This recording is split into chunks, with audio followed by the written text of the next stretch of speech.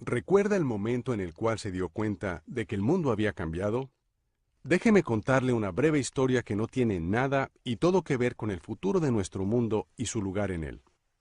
En 1917, Estados Unidos se enfrentó a un enorme problema.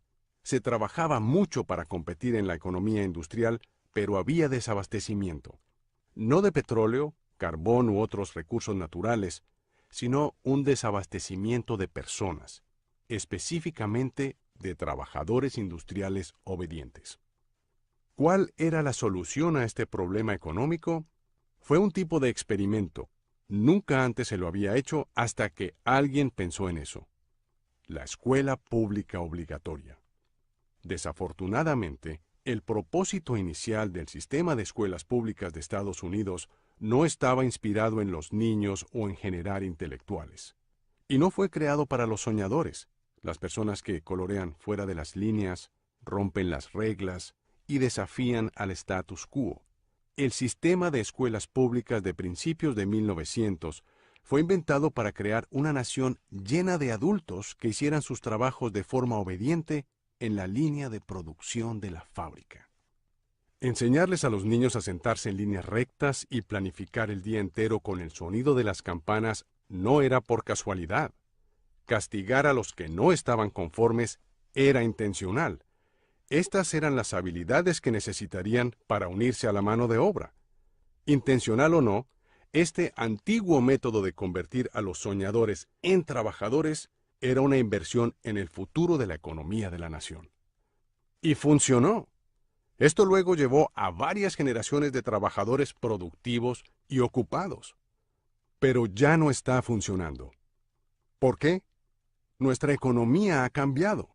Ya no vivimos en una economía industrializada, vivimos en una economía conectada. Ahora mismo hay más usuarios de Facebook que personas en el planeta hace 200 años atrás. La tecnología hace posible la conexión con personas, ideas e información de cualquier parte del mundo de manera instantánea.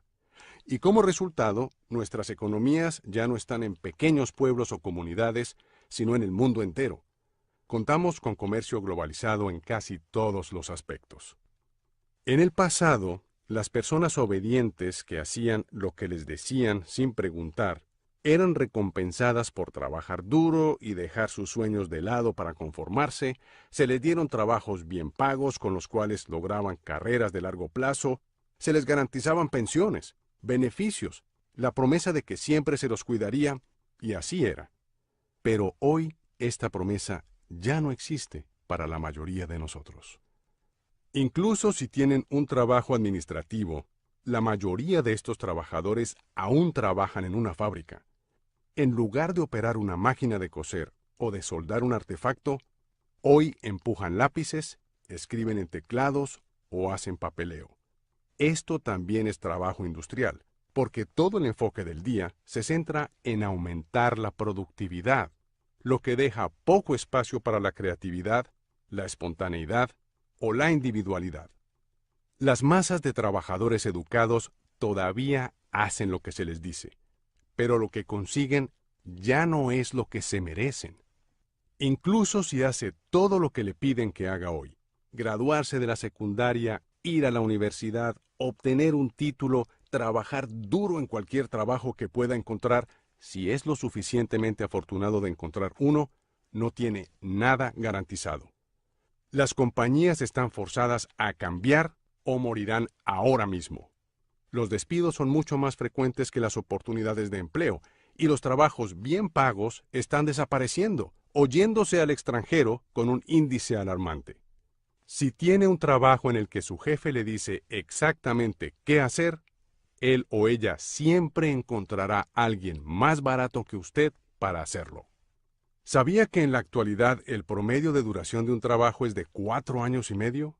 En contraste con los años 60 cuando era de 40 años. La economía conectada recompensa a un grupo de personas diferente. Recompensa a las personas que ven las cosas de manera diferente, que no se conforman, personas que tienen ideas que nadie más tiene, personas que desean trabajar duro, pero saben que la manera antigua de hacer las cosas ya no funciona. La economía conectada lo recompensa, no por ser un engranaje en la rueda de la vida, sino por destacarse y llegar más lejos. La economía conectada recompensa a los conectores. Ya sea que esté conectando a una persona con otra persona, a un negocio con otro negocio, a un negocio con un producto o a un producto con una persona, quienes aprenden a conectarse son los que van a sobrevivir y sobresalir en la economía conectada. Así es como el mundo ha cambiado. No va a cambiar, ya cambió. Hoy las cosas son diferentes y nunca serán como solían ser.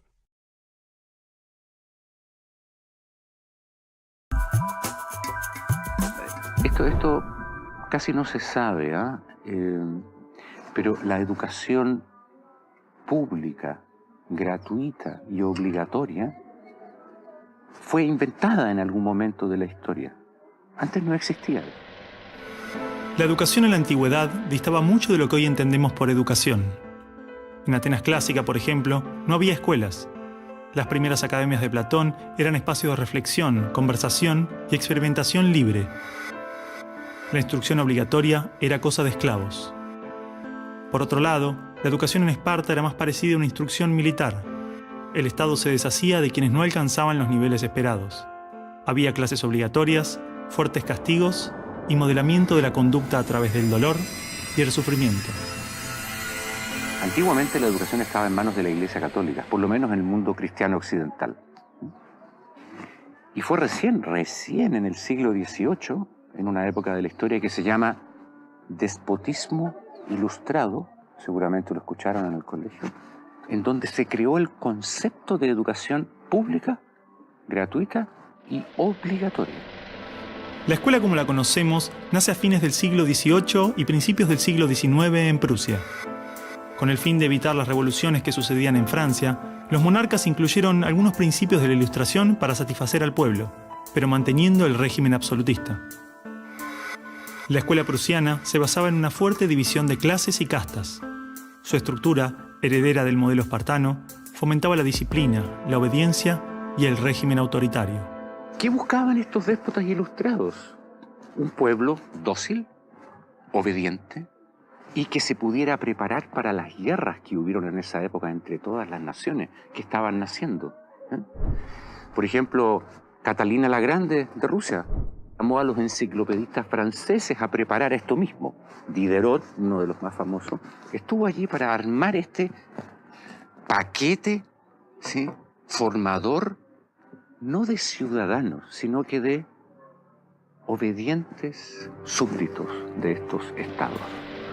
Las noticias del exitoso modelo educativo viajaron rápido, y en pocos años, educadores de América y Europa visitaban Prusia para capacitarse. Con el paso del tiempo, el modelo se expandió a nivel internacional. Muchos países importaron la escuela moderna con el discurso del acceso a la educación para todos, elevando la bandera de la igualdad, cuando justamente la esencia misma del sistema provenía del despotismo, buscando perpetuar los modelos elitistas y la división de clases. Ese es el origen de la educación pública. Fíjense ustedes que Napoleón, un poco posterior, y enemigo jurado de todos estos déspotas, hizo lo mismo. Él lo decía con todas sus letras. Yo quiero formar un cuerpo docente para poder dirigir el parecer de los franceses. ¿Se entiende? Él lo tiene claro.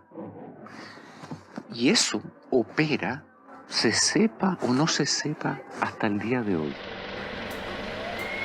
La escuela nace en un mundo positivista regido por una economía industrial. Por lo tanto, busca obtener los mayores resultados observables con el menor esfuerzo e inversión posible, aplicando fórmulas científicas y leyes generales. La escuela era la respuesta ideal a la necesidad de trabajadores, y los mismos empresarios industriales del siglo XIX fueron quienes financiaron la escolarización obligatoria a través de sus fundaciones. ¿Dónde coloco los hijos de estas personas para que puedan trabajar? ¿Cómo educamos en que aprendan a leer? ¿Cómo creamos obreros inteligentes? La educación sigue siendo lo mismo, una herramienta para formar trabajadores útil al sistema y una herramienta útil para que la cultura permanezca siempre igual y siempre se repita, lo cual es conservar la estructura actual de la sociedad.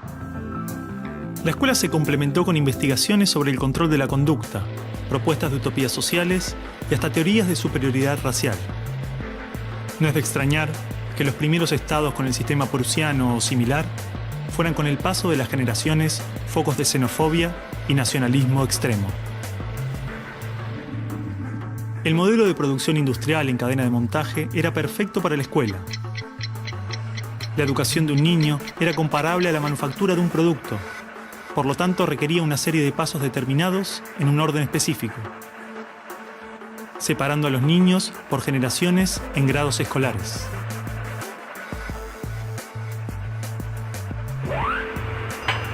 Y en cada una de estas etapas trabajaría sobre determinados elementos, contenidos que asegurarían el éxito, pensados minuciosamente por un experto. Digamos que el maestro es la figura que es la encargada de enseñar una serie de contenidos que tocan, porque alguien ha determinado así, en una edad determinada. Pero la educación no la preparan los biólogos. Y curiosamente muchas veces tampoco son educadores los que la preparan. Son administrativos.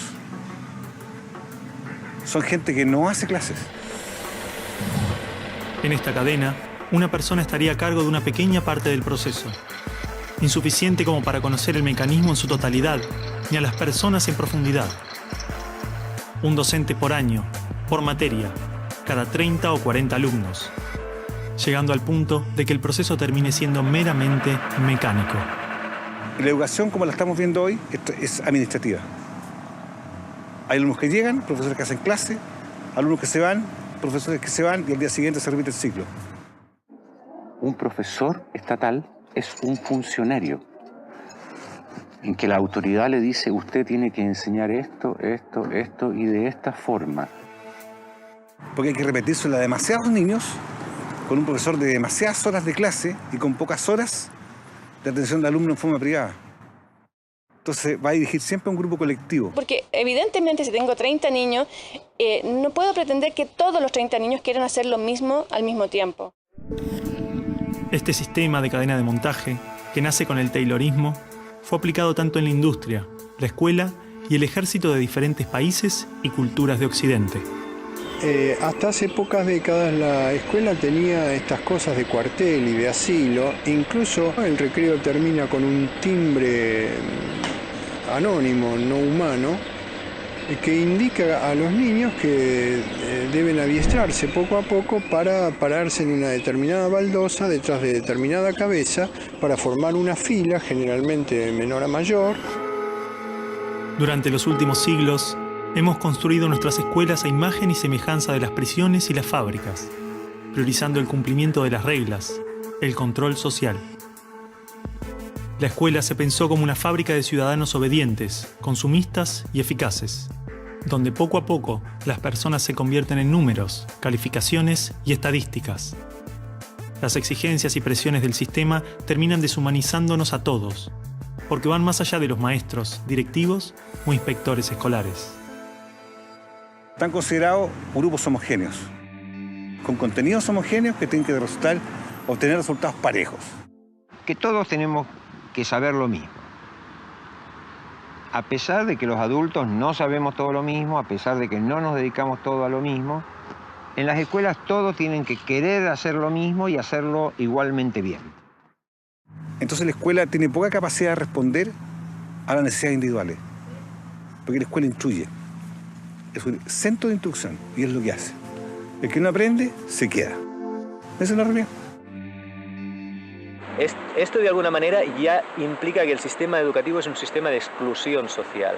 Selecciona el tipo de personas que estarán llegando a la universidad para llegar a formar parte de una serie de élite que domina pues, las empresas que dominan los sistemas de producción, económico, de comunicación, etc. Y otro tipo de personas para las cuales la escuela no es suficientemente adecuada, que están destinadas a otro tipo de trabajo más precario, porque no dispondrán de los títulos para hacer esto.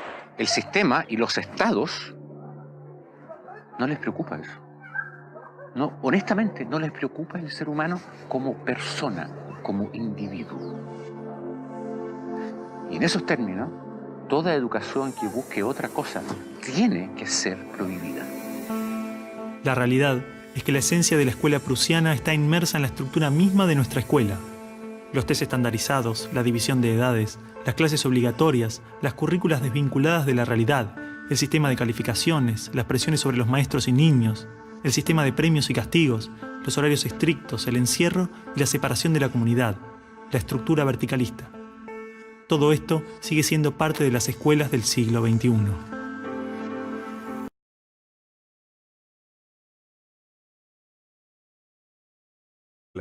Y desafían al status quo.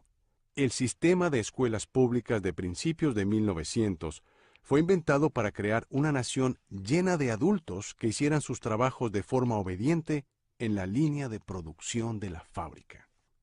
Enseñarles a los niños a sentarse en líneas rectas y planificar el día entero con el sonido de las campanas no era mucho para competir en la economía industrial, pero había desabastecimiento.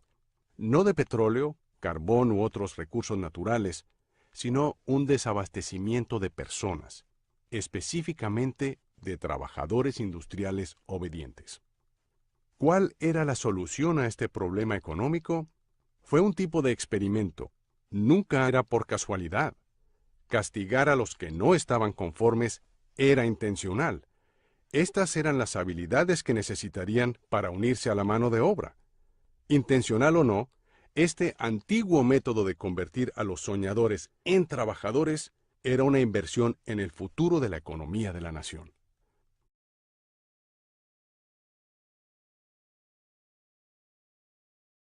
¿Recuerda el momento en el cual se dio cuenta de que el mundo había cambiado?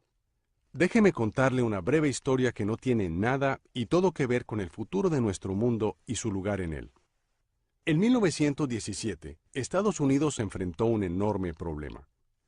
Antes se lo había hecho hasta que alguien pensó en eso. La escuela pública obligatoria.